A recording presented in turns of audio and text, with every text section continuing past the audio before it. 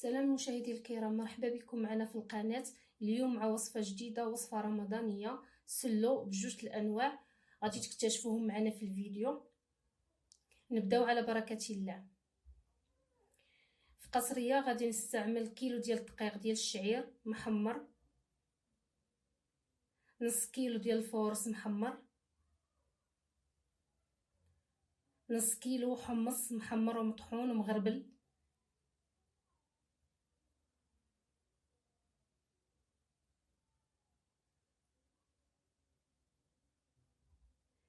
كيلو الا ربع ما يعادل 750 غرام لوز محمر بالقشره ديالو مهرمش، كيلو الا ربع زنجلان محمر ومهرمش، كيلو كاوكاو مفسخ ومقلي في الزيت وعاد هرمشته،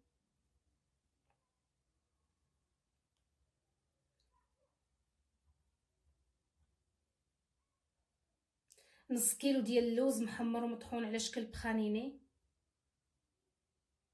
كيلو الا ربع اي ما يعادل 750 غرام زنجلان محمر ومطحون على شكل بخانيني، 3 المعالق كبار نافع مصهدين ومطحونين، 3 المعالق حبة حلاوة حتى هي مصهده ومطحونه، 3 المعالق كبار إلان محمص ومطحون، 3 المعالق كبار زريعة الكتان مطحونه من بعد ما حمرتها، معلقه كبيره قرفه مطحونه، قبصه ديال الملح، نص كيلو ديال السنيده مطحونه. تنخلط النواشف كامله حتى تتخلط لينا مزيان، ومن الافضل نستعمل شي اناء كبير او بانيو كيف ما كانوا تيستعملوا الامهات ديالنا. من بعد ما خلطنا العناصر غادي نبقى نزيد الزيت بلديه اللي غادي تكون حلوه وما فيهاش المذاق ديال المروره حتى تنحصل على القوام اللي تيعجبني في السفوف.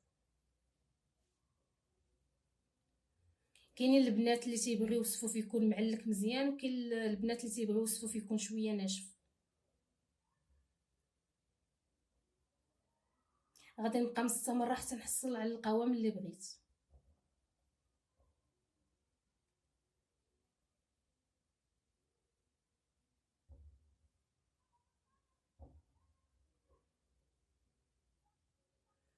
دابا غادي ندوزو للسفوف اللي غادي يكون صحي وبلا سكر.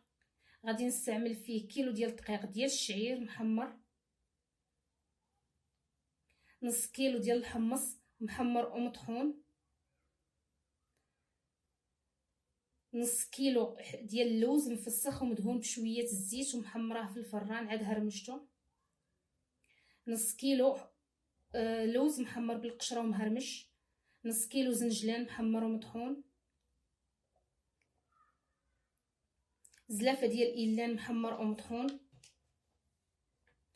نص كيلو لوز محمر بالقشره ديالو مطحون على شكل بخانيني، كيلو الا ربع زنجلان محمر ومطحون على شكل بخانيني، قبصه ديال الملح، 3 المعالق كبار ديال النافع، 2 معالق كبار ديال حبه حلاوه،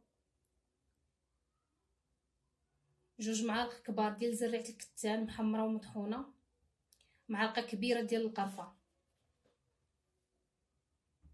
غادي نخلط النواشف كذلك ديالنا حتى تينسجموا لينا مزيان ونبقى ندلك فيهم.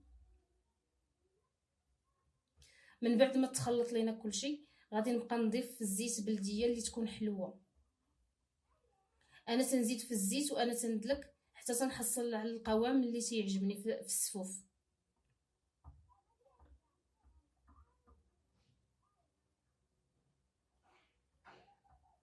وهذه هي النتيجه اللي حصلنا عليها، 2 الانواع ديال السفوف بمذاق خطير بالصحه والراحه. وشكرا على المتابعه.